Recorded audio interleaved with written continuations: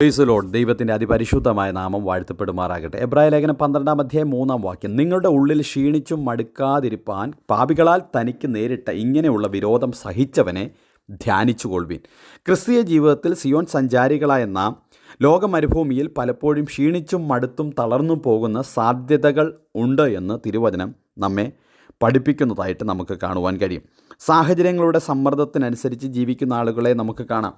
ലോകമനുഷ്യരിൽ നിന്ന് മാത്രമല്ല, ചിലപ്പോൾ സഹവിശ്വാസികളിൽ നിന്ന് പോലും എതിർപ്പുകളും വിരോധങ്ങളും അപമാനങ്ങളും സഹിക്കേണ്ടതായിട്ട് വരുന്നു എന്ന് നമുക്ക് കാണാം. ഇതിൻ്റെ മധ്യത്തിൽ ഏലിയാവിനെ പോലെ ഇസബേലിൻ്റെ വാക്കു കേട്ട് മതി എന്ന് പറയുന്ന ആളുകളെ നമുക്ക് കാണുവാൻ കഴിയും. എന്നാൽ ഈ പ്രഭാതത്തിൽ ദൈവം ഓർമ്മിപ്പിക്കുക, തളർന്നു പോകരുത്, ക്ഷീണിച്ചു പോകരുത്. കനലിന്മേൽ ചുട്ട അടയും അപ്പവും വെള്ളവും തന്ന് നമ്മെ വഴി നടത്തുന്ന ദൈവത്തിൻ്റെ പദ്ധതികൾ പിന്നെയും നമ്മെക്കുറിച്ചുണ്ട് എന്നുള്ള കാര്യം നാം മറന്നു പോകരുത്. കർത്താവ് നമ്മോടുകൂടെ സഹായകനായി ഉണ്ട് എന്ന് ഓർത്തുകൊണ്ട് നാം ധൈര്യപ്പെടേണ്ടതാണ് എന്ന് തിരുവചനം നമ്മെ ഓർമ്മിപ്പിക്കുന്നു.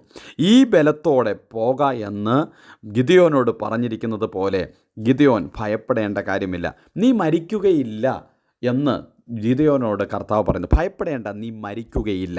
എന്നാൽ പിറ്റേ ദിവസം ആയപ്പോൾ താൻ ചെയ്ത പ്രവൃത്തി നിമിത്തം, ദൈവത്തിൽ ആശ്രയിച്ച് താൻ ചെയ്ത ദൈവിക പ്രവൃത്തികൾ നിമിത്തം തന്നെ കൊല്ലുവാൻ വേണ്ടി പട്ടണക്കാർ മുഴുവൻ ഇറങ്ങി വന്നു. അവർ ഇപ്രകാരം പറഞ്ഞു, ഗിദെയോൻ മരിക്കണം. എന്നാൽ ദൈവം പറഞ്ഞു, നീ മരിക്കുകയില്ല, നീ ധൈര്യപ്പെടുക.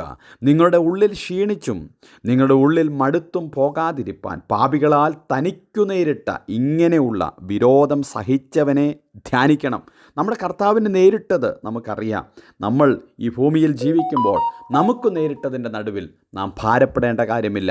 ദൈവം നമ്മോട് കൂടെയുണ്ട്. അവൻ ശക്തൻ തന്നെ, അവൻ നമ്മെ ബലപ്പെടുത്തും. ഈ പ്രഭാതത്തിൽ ഏതുവിധത്തിൽ ഏതെങ്കിലും കാരണങ്ങളാൽ നിങ്ങളുടെ ഉള്ളിൽ ക്ഷീണിച്ചും മടുക്കാതിരിക്കുവാൻ, മടുത്തു പോകുന്നത് ധ്യാനിക്കാത്തത് കൊണ്ടാണ്, വിരോധം സഹിച്ച ക്രിസ്തുവിനെ ധ്യാനിക്കാത്തത് കൊണ്ടാണ്. ക്രിസ്തുവിനെ ധ്യാനിച്ചാൽ നിൻ്റെ മടുപ്പുകൾ മാറും. അതുകൊണ്ടല്ലേ പാട്ടുകാരൻ പാടിയത് ഇപ്രകാരം, ധ്യാനിച്ചും മാനിച്ചും സേവിച്ചും പോകുകയിൽ ക്ഷീണമെന്തെന്നറിയുകയില്ല. എങ്കിൽ ധ്യാനിച്ചാൽ നമ്മുടെ ക്ഷീണം മാറും, നമ്മുടെ മടുപ്പുകൾ മാറും. ക്രിസ്തുവേശുവിനോട് കൂടെ കർത്താവിൽ ആശ്രയിച്ച് മുൻപോട്ട് പോകുവാൻ ഈ പ്രഭാതത്തിൽ താങ്കളെയും കർത്താവ് സഹായിക്കട്ടെ. Have A blessed day. God bless you all.